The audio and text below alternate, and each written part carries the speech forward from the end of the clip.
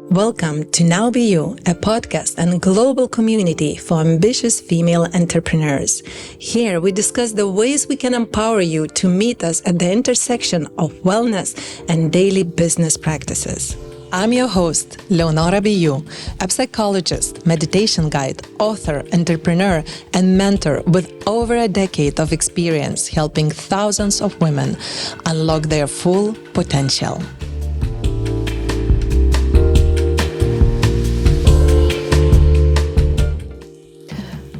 Sierra Campbell is a visionary elder caregiver, death doula, and educator of nurture, dedicated to transforming how we prepare for aging and end-of-life transitions. With over 25 years of experience, she has supported hundreds of individuals and families through the dedicated journey of graceful aging, conscious dying, and deep healing. As a cancer survivor, Sierra brings a deeply personal perspective to mortality, resilience, and the art of navigating life's most challenging transitions. Her 12-week elder and end-of-life doula course and her books integrates practical skills guiding caregivers and individuals to embrace death with dignity and peace. So welcome, Sierra. I'm so delighted to have you here. And first of all, you are such a wonderful person doing such a powerful work in this life. And also you are my dear friend. And I was so curious to dive deeper into this conversation. So I wanted to ask you first, death is always surrounded by so much of fear subject. How on earth, from all possibilities you could choose in life, how did you choose especially this specific angle of life and how to serve other people? Well, I often feel that this work chooses us. Maybe all of our work, maybe everything chooses us, but at some point I said to myself, I'm going to choose this work back. But I have a degree in computer science. So I wasn't expecting to be here, 25 plus years later, still working with elders. But it brings me the most happiness, the most peace, and the most joy. So I have stayed with it. I love that so much, what you mentioned. It's like people asking me the same question. Why are you listening to people's sad stories? Why you are diving deep into their problems if you had so many other possibilities? I was a lawyer, businesswoman. At the same time, as you said, I chose what was chosen for me. And that's where we create peace. Yes. And that's when things really start lining up in our life. And it doesn't have to be something like being present for people through end of life. It's, Totally. It's whatever brings that sense of meaning, purpose, and belonging in your community. So I found that really young. But the comfortability with death was because of my maternal grandmother. At 5 years old, she made it very clear that death is natural. We see it in nature. We're part of nature. And she would take care of all of our elders in our family. So her uncles, my great uncles, the great aunties, they would actually spend their end of life in her salon, very small home.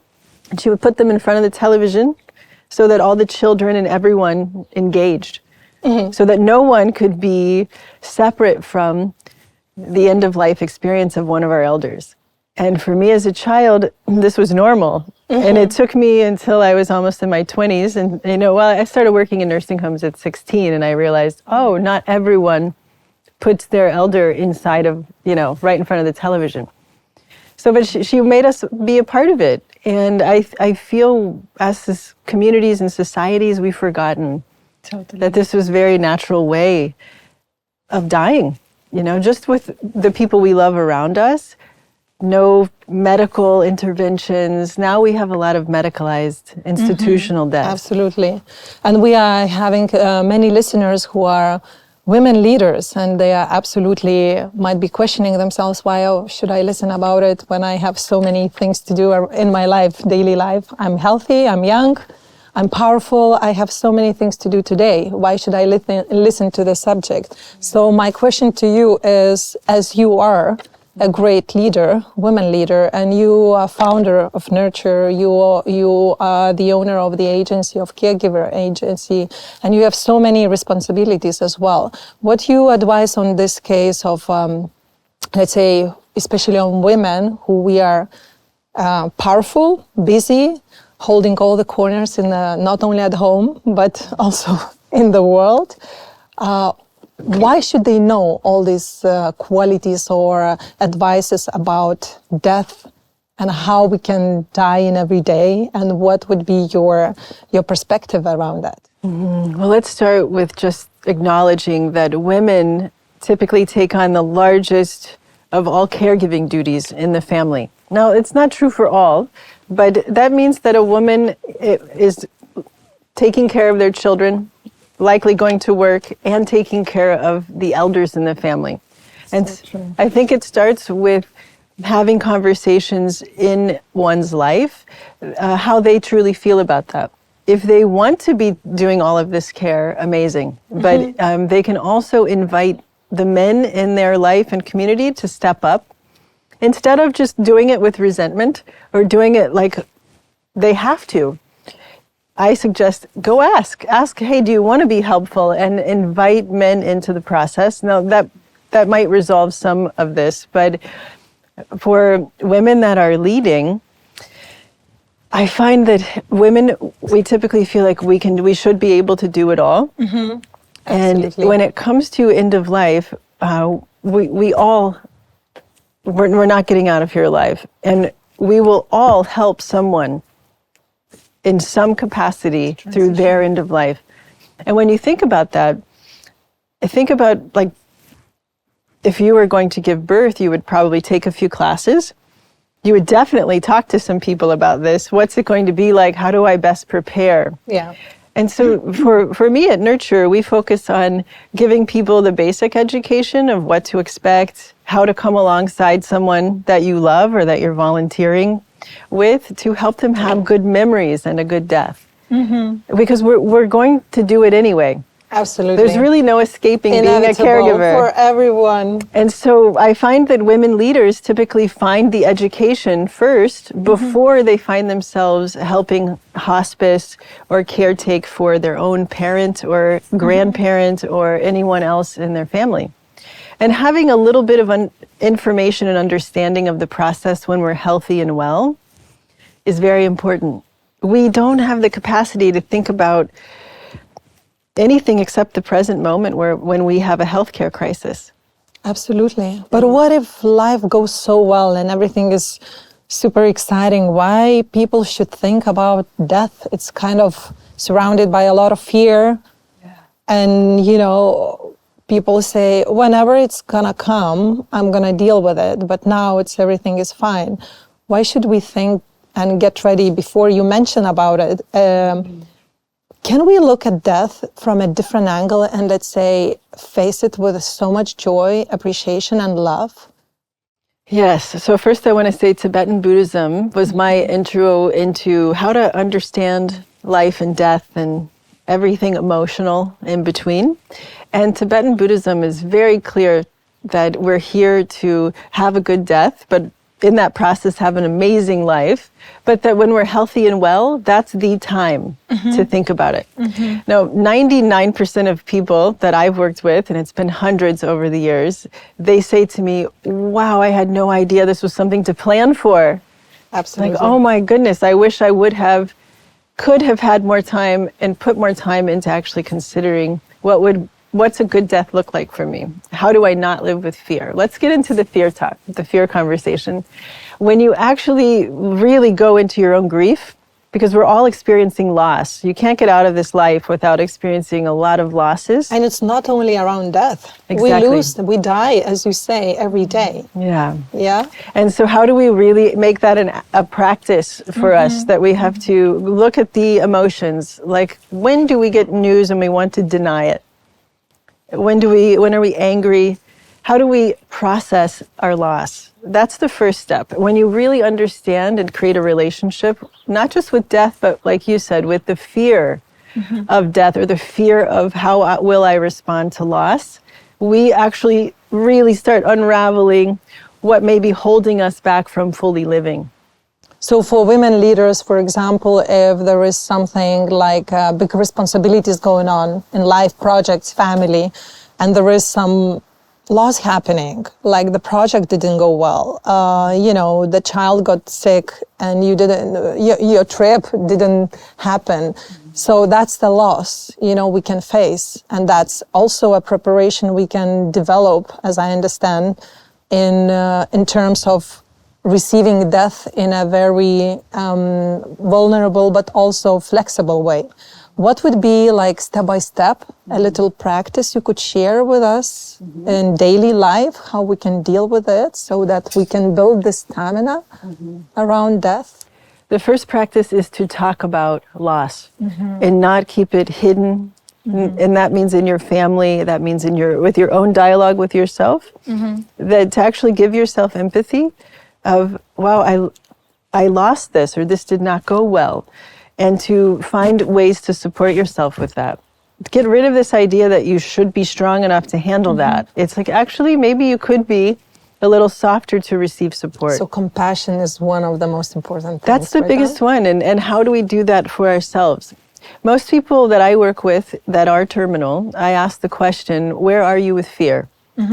Are you afraid to die, or are you afraid to suffer? These are very different types of fear. That's a very interesting question. Yeah. Most people are not that afraid of actual death. And if they have a belief that there's something beyond this life, it's a homecoming. There's like an excitement. It's an adventure. And for others who don't have that belief, there can be a lot of cynicism. There can be even depression. There's a different type of end-of-life experience of where people feel they may be going. Then the other fear is suffering. We have tools for suffering. And we also have pain medication. And so that's what I typically will say immediately as well. There's no need to fear the pain physically. That can be handled. So do people are focusing on suffering more than fear to actually face the death? Absolutely. Most people deny the fact they're dying right up until the moment that they die. And that's very interesting. As we choose suffering in daily life, just facing death, for example, not giving a compassion to ourselves or somebody else who just lost a job, or ourselves, right? We just choose suffering subconsciously at some point. So that would be the second thing, is to look at what's the suffering I'm actually choosing, and to be honest with oneself of, okay, I chose that, or I chose that.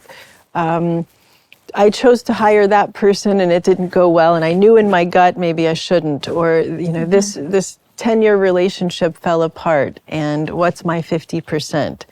It takes a lot of internal work to do, let's call it death work, the sort of letting go.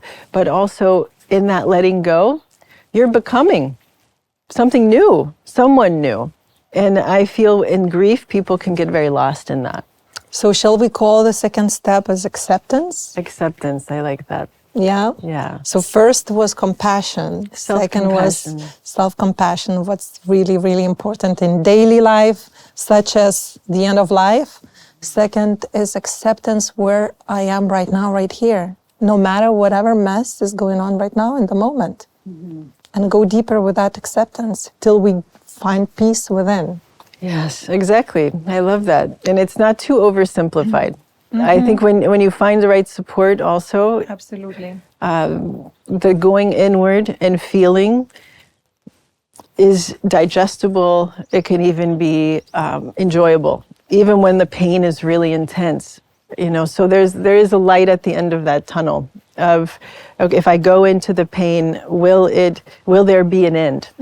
Where's the bottom of this? Is what a lot of people will say to me. Like, I'm sick of grieving. I don't want to, I've had 4 people pass, and how do I really get through this? And people will say, how do I resolve the grief?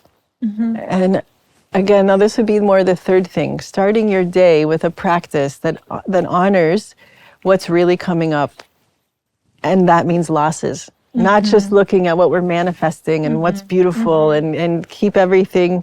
It's like, what's feeling sad?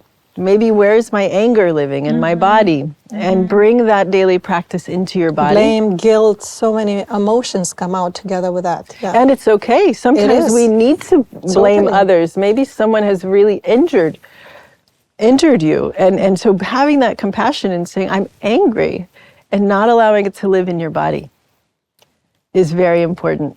Embodying your freedom. So the third step would be like awareness, what's going on every morning once I wake up with everything what's happening around me, let's say with that death that just has happened or whatever is continuing to happen inside of me, right? Yes, and I would say embodiment, physical. It needs to be a physical practice and it needs to be regular. That acknowledgement of I have emotions that are maybe living in my body that could be bringing me down. Okay, and a lot of this is how we're looking at loss and our fear and how we're living our life, but making it a physical practice and making it a devotion, a discipline that you can come to every day, every week, but that you start to develop that practice. And you might be saying, why? But I don't even want to think about death. I understand why. And again, I don't want to feel bad emotions, right? So many times we would just turn around and think something beautiful, but these emotions are still together with us. And sometimes I ask then the person if they say, I don't want to think about death, I'll say, well, how are you reacting? Are you happy with all of your reactions in your life? Like, do you find that there are certain triggers that might be related to prolonging grief or prolonging processing and letting go of things that really weren't great for you. And that makes people take a pause and say, okay. So let's stop a little bit here. So for example, so many people say, I'm so stressed, I cannot control my anger. And sometimes I just explode on the people and I don't know why. I feel so ashamed. I feel so bad later. But after a while, I'm doing the same. It's uncontrollable. What do you want? Would you say that's something that grief was not consciously resolved? Is that coming with the anger? So when people say, I want help resolving my grief, I'll say, okay, well, let's talk about your emotions and how you're reacting. And then we go many layers deeper. And if you're reacting this way, maybe we could help resolve your anger. But I don't see grief as something we actually resolve. It's our companion. Grief comes alongside us and says, I'm a part of life and embrace me. And I accepting this as a part of life. Yes. So 3 steps, once again, can we shortly repeat to our listeners? Yes. The first one, we said acceptance. Acceptance. Is the second. Compassion, the first self-compassion. one. Self-compassion. First, acknowledge that these feelings, they might be heavy, might be intense, but they're much easier to look into when you're not in the middle of them and you're maybe really angry.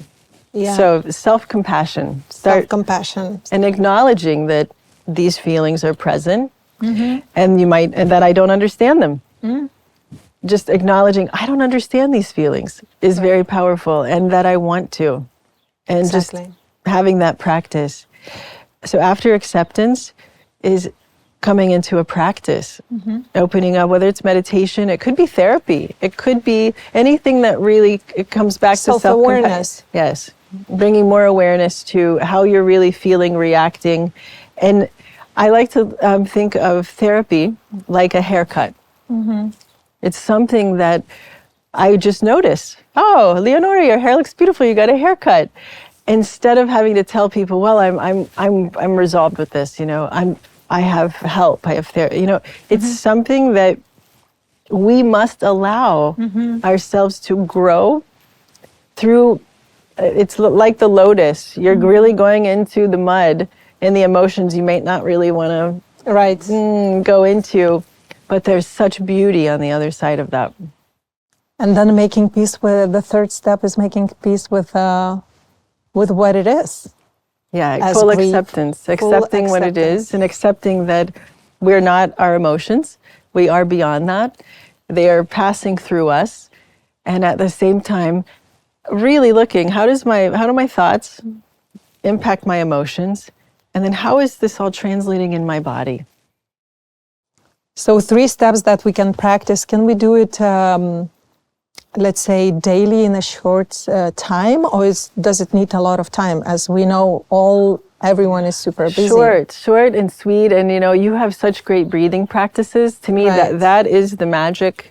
That's the magical thread. Just consciously be present with your breath. It's already coming up so much of awareness, self-acceptance, and again, really appreciation where we are right now, right here in this present moment. And even if you're not feeling anger or sadness or heavier emotions, taking time to do breath work, make sounds, ha, ha, ha, and really feel the fire of your spirit move through your body, it doesn't just stir things up. That's what resolves things. It brings things up, and then you close your practice with gratitude, with some expression, a closure. I like any practice to have a beginning, middle, end. Yeah. So it's not like you're going to go and get fired up and then go into your day. Right. No, it's like you bring yourself to a place where the emotions can rise. And again, it comes back to that first step. You have to take care of yourself. You have to have compassion in those moments. You don't just get worked up in a practice and get back into your day. You want your nervous system to be more regulated than before you started that practice.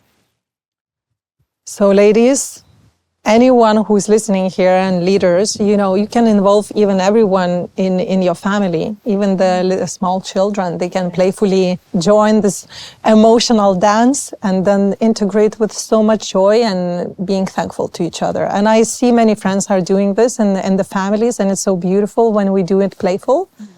When the kids are around and we don't want to separate them as we have to run on the day later on.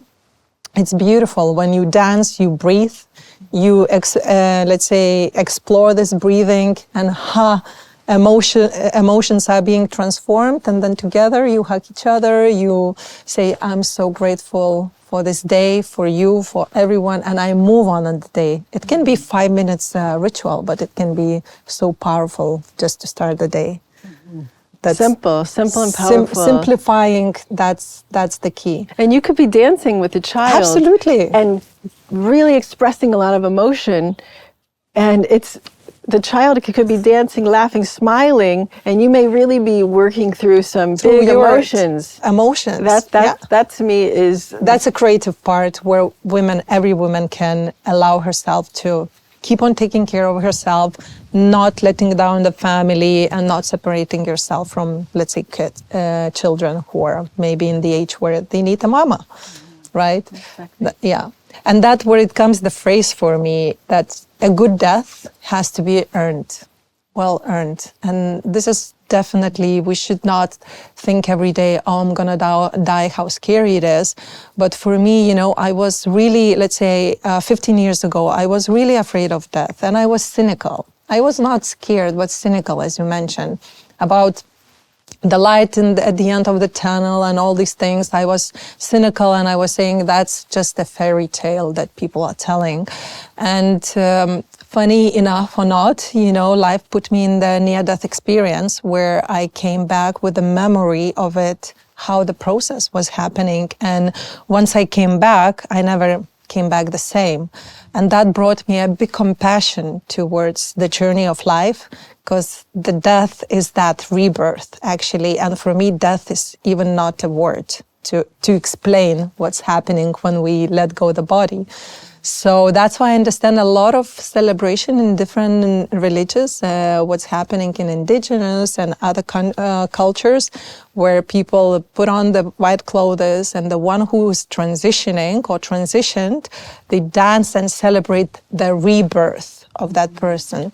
So I would also, I'm sure you are reminding so many Western people who are relearning or remembering how important the transitioning in our life is, no matter if it's relationship, if it's a death, but to celebrate that idea of being rebirth. If we're dying in old relationship that not serving us, we are rebirthing, such as if we are dying in the old body or sick body, we are rebirthing. And it's so definitely we're gonna experience grief, but at the same time, another part of us can be a celebration part for our beloved ones who are rebirthing. Yes, one of the greatest things we can do right now in our own aging process is to look and evaluate how are our elders and those around us, how are they doing the ending? How is it inspiring? Where is there room where I want something very different for myself? Or maybe what's happening in your family's perfect. But how we celebrate life. Something I've started doing in the last few years is for birthdays. I invite friends when it's a friend's birthday. We write as though it would be like their eulogy. I know it sounds crazy at first, but we don't tell the birthday person, "Hey, we're just giving them a lot of love." And what happened? It was actually not supposed to be like a eulogy, but a friend was receiving this from 30 of their friends, and he said, "This feels like it's my funeral." But it's not. And he's like, "I love this." And he's like, "We should do this every birthday." Exactly. And I said, "You know what, I'm going to." And it's such a beautiful practice for everyone. And a lot is resolved in those birthday celebrations. Two sons in their 20s wrote something for their father, and they decided to write what they needed to resolve. Amazing. When I said, write this like it's a eulogy, and they took it kind of lighthearted and funny, and they made a joke about something in their family that's not resolved, and it's about... Beautiful. So there's so many ways we can go with how using death, we can become playful. I like that, more playful. More playful. Especially in death. I love that, and we can use this in our birthdays. So hopefully one of our listeners definitely gonna take it in a playful way. And to continue with the subject, I would like to ask you, what is shortly for someone who is listening right now to take away in their life? What is for you a conscious death? A conscious death is a death that has dignity. It's a death where, if it's me, I would come from I. This good death would be conversations, weeks, months, maybe years, many years, so that the people who love me and the people that I love know what a good death is for me. So often, no one talks about it, so no one knows how to support. No one knows. And it's unique, how we come into this world and develop our attachments, and then how we let go of all of those attachments. This is what makes death extremely unique. And so in this letting go fully and total surrendering that is death, for me, a good one is that I have spoken about it and I feel supported. And that's it. I don't know if it will be nature or where it doesn't matter. It's just that the communication is open with the people around me. So let's go to the other part of the supportive peoples, the one who are supporting. What is for you the great support for a dying person to be? The type of support that a dying person really needs is presence. Presence. Because think about it, we're dying. We don't need any interventions. We don't need food or water. No gifts. Nothing. Nothing. Just presence. And so... The most precious thing in this life. And that is what coming alongside someone. So when people say, well, I don't have time, I don't want to volunteer for hospice, and I don't want to think about death, why are you saying maybe I should go learn about it? Exactly. It teaches presence. It teaches presence. It can become a spiritual practice. Very much. It is for me. And it's when I am with a family or at the bedside, I am nowhere else. And I'm happy to be there. I'm very grateful. But it's not, that's not the place to bring out your phone and start texting. And it helps you to anchor fully in the present moment. Energetically, fully. And really to anchor it with love. Because it's such an overwhelming experience, and there's so much gratitude and wonder, because we don't know what happens next, but there's so much beauty and wonder in it, that just to be in that moment is very fulfilling. Very fulfilling. So that's what has kept me in this work, is that my greatest teaching is presence.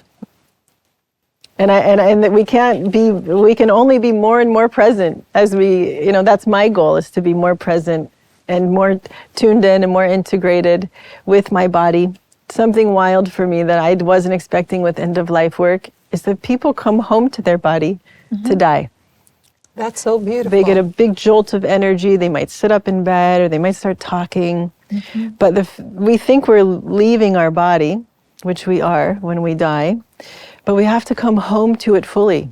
They become lighter. I see people having so much light. It almost finally the light of the soul comes in the body before exiting. It's so beautiful. It is. To me, it feels like a sweeping, like a wave, and then silence, and then their presence is still in the room. Absolutely. Even though their body has stopped. Absolutely. It's an expansion of their presence all over the place. And that's the moment, if you love that person, to stay. Even if you have children and they're unfortunately losing someone very close to them, and if they're 4 or 5 or older, being with the body after it's passed is a very healthy part of the grieving process. Healthy for the soul and healthy for the ones who are grieving? Healthy for the ones who are grieving, and it's part of the beginning, middle, and end. You don't have to be there for 5 seconds or 5 minutes or 5 hours. It's totally up to you, and whenever I work with children, that's normally the rule. It's always an invitation. If you want to be in the room for 2 seconds or 2 minutes or stay with us as long as we're here, you're welcome to, but you can leave at any moment. And so this invitation and opening, but that's something that in most medicalized deaths, very few people get to be with their loved one. And if you miss that opportunity, you can always go back and create your own ritual, create your own moment, and make that a moment with better memories. It is so interesting. For example, now I'm feeling the ones who are listening right now, they might have lost people already and might be grieving, but at the same time move on in their lives. Would your course, 12-week online course for caregivers and a hospice, would help them to go through their own grief? Yes, that's the number one thing we hear from students, participants in the course. They had no idea how their grief was running their life. And they didn't even imagine that. They had no idea. And they thought, I came so I could be a better care provider for my own parent, or I'm 75 and I want to know more about this. And then they realized, wow, I have a lot of learning to do about grief. But it absolutely supports the 12-week program. Anyone that intends or plans to die or come alongside someone that they love to support. No matter how old are you, how young are you, it's always time when you feel that. Yes, so far in the course we've had a 16-year-old and 92. Ageless possibilities. Before we closing this wonderful, endless possibilities conversation of life and death, what would you share, or what advice would be for a busy leader women who are responsible and powerful in her life? What would be your wish for them?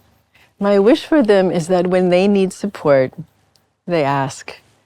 That I can do it all. And I certainly had this, but it took me having cancer and several health crises to realize that is not the way I want to live my life. To be a better leader, I'm a better leader when I ask for help and I allow people to be fully present and communicate in a loving way when they're not showing up fully present. Absolutely. And it's so beautiful what you mentioned about cancer. We all have cancer cells, but they been activated for us to remember, to be reminded that something what we've been doing, it's not correct. We have to shift the whole doingness in a different, find the other angle. And that's the beautiful angle you mentioned. The most powerful and strong people mostly forget about themselves. And now is the time. If we want to be strong, if we want to be powerful, it's the time for us to remember about ourselves. It is. And the wind is so powerful as well. Thank you, Sierra, so much. Thank you, for your Leonora. presence, for your powerful and deep experience words and advices you gave to us. I do believe that we can enrich our life in daily practices with death and rebirth every day. We can, and we will. That's how we fully live. Without that, most people get to the end and they say, oh, wow, I wish I would have been doing those meditations. I didn't get it. So, and it's so priceless that we can get online the guidance, the practices, and be guided with no even leaving from home. In the palm of our hand. Totally. Thank you for having me. Thank you so much for being here with us.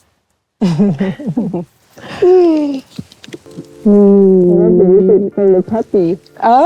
Yeah. Puppy visit. Thank you for listening to Now Be You podcast. If you liked our conversation, please subscribe the podcast and join our community where much more authentic conversations to come.